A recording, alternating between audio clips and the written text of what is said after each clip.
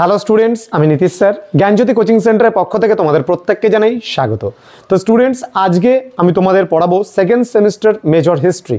তো ক্লাসটি শুরু করার পূর্বে তোমাদেরকে বলবো, যারা এখনো পর্যন্ত আমাদের ইউটিউব চ্যানেলটিকে সাবস্ক্রাইব করোনি তারা অবশ্যই চ্যানেলটিকে সাবস্ক্রাইব করো এবং পাশে থাকা বেল আইকন অল প্রেস করে দাও, যাতে নেক্সট টাইম থেকে কোনো ভিডিও আপলোড করলে তার নোটিফিকেশন সবার আগে তোমার কাছে পৌঁছে যেতে পারে।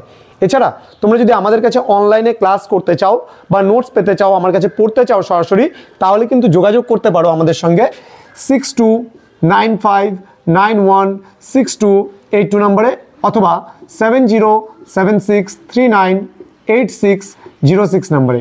তোমাদের টোটাল কোর্স ফি হচ্ছে মাত্র 999 রুপিস। পুরো course fee major minor MDC BSc সমস্ত কিছু মিলে কিন্তু শুধুমাত্র 999 রুপিস। তো আজকে আলোচনার বিষয়টি শুরু করার পূর্বে তোমাদের কিছু বেসিক ইনফরমেশন দিতে চাই যে আমার লেখা বই তোমরা মার্কেটে যেটা পাবে সেটা হচ্ছে আহেলি প্রকাশনী যে স্ক্যানারটা বের হয়, যেটা প্রশ্ন উত্তর টাইপ বই হয়, সেটা কিন্তু পাবে তোমরা ফেব্রুয়ারি মাসের প্রথম সপ্তাহ নাগাদ তোমরা পেতে পারো। ঠিক আছে, মেবি, খুব সম্ভবত, কারণ আমাদের লেখালেখির কাজ প্রায় শেষের দিকে। তো বই চলে যাবে অলরেডি এই মাসের 10 তারিখের মধ্যে ছাপতে, এবার ছেপে আসতে যতদিন মার্কেটাইজড হতে। তো তোমরা পেয়ে যাচ্ছ এই বছরও আমার লেখা মেজর হিস্ট্রি বই। তো স্টুডেন্টস, চলো শুরু করছি আজকের ক্লাসটি। তো প্রথমত তোমাদের যে শুরু করেছিলাম reconstructing of ancient Indian history বা reconstruction of ancient Indian history, যে ইউনিট নাম্বার 1টা আমি বোঝানো বা পড়ানো তোমাদের শুরু করেছিলাম, আজকে তার তৃতীয় ক্লাস। আমি অলরেডি তোমাদের দুটো ক্লাস নিয়ে নিয়েছি। আজকে হচ্ছে ক্লাস নাম্বার 3, মনে রাখবে, ক্লাস নাম্বার আজকে 3। এই তৃতীয় ক্লাসে আমরা কিন্তু যে লিটারারি সোর্সেসের যে ব্যাপারটা ছিল, প্রথম ক্লাসে আমরা আলোচনা করেছিলাম লিটারারি সোর্স, দ্বিতীয় ক্লাসে আলোচনা করেছিলাম লিটারারি সোর্সেরই একটা পার্ট, সেটা হচ্ছে পুরাণ। আজকে আলোচনা করব discuss the importance of epics as source of ancient Indian history. Very very important, এটা প্রিভিয়াস ইয়ারের প্রশ্ন, তোমাদের খুবই গুরুত্বপূর্ণ এই টপিকটা আজকে পড়াবো।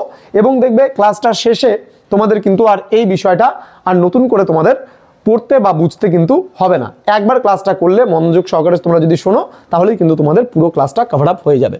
তো তোমাদের কি বলেছে যে ডিসকাস মানে আলোচনা করো, দ্য ইম্পর্টেন্স মানে গুরুত্ব, অফ এপিক্স, এপিক্স মানে মহাকাব্য, as source of ancient Indian history মানে প্রাচীন ভারতের ইতিহাসের উপাদান হিসাবে, যে তোমার লিটারারি সোর্স হিসাবে এপিক্স বা মহাকাব্যের গুরুত্ব কতখানি সেটা সম্পর্কে তোমাদের আলোচনা করতে বলেছে।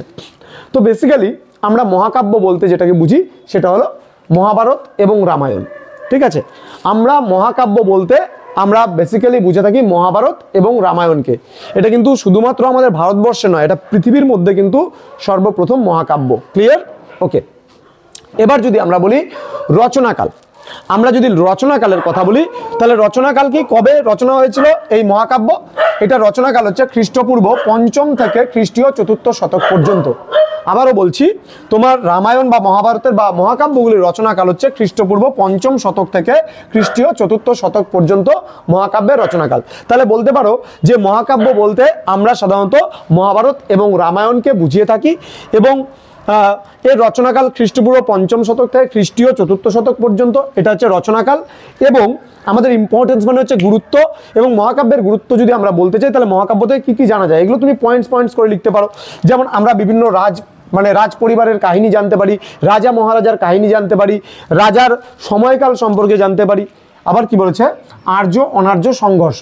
আর্য অনার্য সংঘর্ষ বলতে যারা আর্য জাতি এবং অনার্য জাতি, এদের মধ্যে যে লড়াই হয়েছিল বা সংগ্রাম হয়েছিল, সেই সংগ্রামের ইতিহাসও কিন্তু আমরা এদিকে, যেমন মহাভারতের যুদ্ধ আমরা জানি, রামায়ণের যে যুদ্ধের কথা সেগুলোর প্রসঙ্গ আমরা পাই, আর্য অনার্য সংঘর্ষের কথা আমরা পাই। তাহলে এটা গেল 2 নম্বর পয়েন্ট। 3 নম্বর পয়েন্ট গেল দক্ষিণ ভারতে আর্য সভ্যতার বিস্তারের কথা আমরা পাই। দক্ষিণ ভারতে কি করে ধীরে ধীরে বিভিন্ন জায়গা থেকে, সপ্তসিন্ধাব অঞ্চল থেকে কি করে দক্ষিণ ভারতে, প্রথমত আর্যরা যখন বসতি স্থাপন করেছিল সপ্তসিন্ধাব অঞ্চলে মানে উত্তর ভারতের দিকে, কিন্তু পরবর্তীকালে তারা দক্ষিণ ভারতে কি করে বিস্তার লাভ করেছিল সেই ইতিহাসও কিন্তু আমরা পাই মহাকাব্য থেকে। এছাড়া আমরা সামাজিক, অর্থনৈতিক এবং রাজনৈতিক জীবন সম্পর্কে জানতে পারি, সেই সময়কার বা তৎকালীন সমাজের, এরকম বলতে পারবো, তৎকালীন সময়ের সামাজিক, অর্থনৈতিক এবং রাজনৈতিক যে জীবন, সেই রাজনৈতিক সমস্যাবলী সম্পর্কে বা রাজনৈতিক ঘটনাবলী সম্পর্কে আমরা জানতে পারি। দেন বলছে বিভিন্ন সামাজিক প্রথা, মানে সেই সময় সোসাইটিতে কী ধরনের সামাজিক প্রথাগুলো মানে ছিল বজায়, সেই সমস্ত বিষয় সম্পর্কেও কিন্তু আমরা অবগত হতে পারি একমাত্র মহাকাব্য থেকে। এছাড়া বর্ণ ব্যবস্থা সম্পর্কে আমরা জানতে পারি। বর্ণ ব্যবস্থা তোমরা প্রত্যেকেই জানো। প্রথম অবস্থায় যে বর্ণ ব্যবস্থা ছিল সেই বর্ণ ব্যবস্থাটা কীভাবে ছিল, যে বর্ণ বেসিক্যালি যখন আর্যরা সপ্ত সিন্ধাব অঞ্চলে বসতি স্থাপন করলো বা ভারতে আসলো, তখন তাদের মধ্যে মূলত দুটো ভাগে বিভক্ত ছিল। একটা হলো তোমার হচ্ছে কৃষ্ণাঙ্গ এবং একটা হলো শ্বেতাঙ্গ। অর্থাৎ কৃষ্ণাঙ্গ বলতে যারা কালো চামড়ার মানুষ তাদেরকে বলা হতো কৃষ্ণাঙ্গ, এবং শ্বেতাঙ্গ বলতে বোঝানো হতো যারা সাদা চামড়ার মানুষ তাদেরকে বোঝানো হতো শ্বেতাঙ্গ। তাহলে এই কৃষ্ণাঙ্গ এবং শ্বেতাঙ্গ যে এই যে দুটো জনগোষ্ঠী আমরা দেখলাম, তো এরা এই বর্ণ অনুযায়ী কালার অনুযায়ী দুটো ভাগে ভাগ হয়ে গেল। কিন্তু পরবর্তীকালে পেশার ভিত্তিতে সোসাইটি কিন্তু কি হলো, টোটাল 4টা ভাগে ভাগ হয়ে গেল। এই 4টা ভাগের মধ্যে কারা কারা ছিল, ব্রাহ্মণ, ক্ষত্রিয়, বৈশ্য, শূদ্র। এবার এদের কাজ কি ছিল, পেশা কি ছিল, যেমন ব্রাহ্মণদের কাজ ছিল পূজা অর্চনা করা এবং বিদ্যা চর্চা করা, ক্ষত্রিয়দের কাজ ছিল দেশ শাসন করা এবং দেশ রক্ষা করা। হ্যাঁ, ক্ষত্রিয়দের কাজ বৈশ্যদের কাজ ছিল তোমার হচ্ছে ব্যবসা বাণিজ্য করা। এবং সর্বশেষ যে বর্ণ, সেই বর্ণটার নাম ছিল শূদ্র, যার মানে অবস্থান ছিল সবার কিন্তু মানে নিম্নে। এরা কি করতো, এরা ওপরের যে 3 বর্ণ ছিল ব্রাহ্মণ, ক্ষত্রিয় এবং বৈশ্য, এদের সেবা শুশ্রূষা কিন্তু করতো। তাহলে বৈদিক সাহিত্যের পরে যদি কোনো সমাজের যদি কোনো ইতিহাস, সমাজের যে ইতিহাস, সেই ইতিহাস যদি জানতে হয় তাহলে কিন্তু আমাদের মহাকাব্যের উপর নির্ভর করতে হয়। এছাড়া সেই সময় সোসাইটিতে নারীর অবস্থান কেমন ছিল সেই সম্পর্কেও কিন্তু আমরা একমাত্র মহাকাব্য থেকে জানতে পারি। তো স্টুডেন্টস, আশা করি আজকের ক্লাসটা তোমাদের বুঝতে কোনো অসুবিধা নেই। এবং আজকের এই ক্লাসটা কিন্তু discuss the importance of epics as source of ancient Indian history, এই যে নোটটা আছে, এই কোশ্চেনটা কিন্তু তোমাদের 3 মার্কসের জন্য পড়তে হবে। ঠিক আছে, আমি কি বলেছি যে প্রশ্ন উত্তর ওয়াইজ আমি কিন্তু প্রত্যেকটা প্রশ্ন কিন্তু তোমাদের ধরে ধরে আলোচনা করব।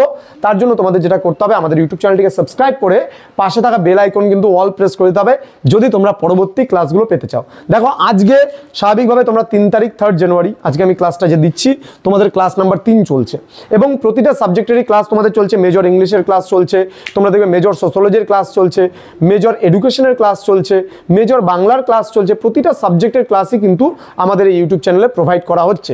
তোমরা যারা ভাবছো যে আমাদের কাছে মেজর, মাইনর, এমডিসি, বিএসসি সমস্ত প্যাকেজটা পড়তে চাও, তারা অবশ্যই যোগাযোগ করো স্ক্রিনে দেওয়া 2 নম্বরে। এবং তোমরা শুধুমাত্র 999 মানে পে করেই কিন্তু তোমরা সমস্ত নোটসগুলো এবং ক্লাসগুলো আমাদের কাছ থেকে পেতে পারছো। তো স্টুডেন্টস, তোমাদের সঙ্গে দেখা হচ্ছে পরবর্তী ক্লাসে। তোমরা প্রত্যেকে ভালো থেকো, সুস্থ থেকো।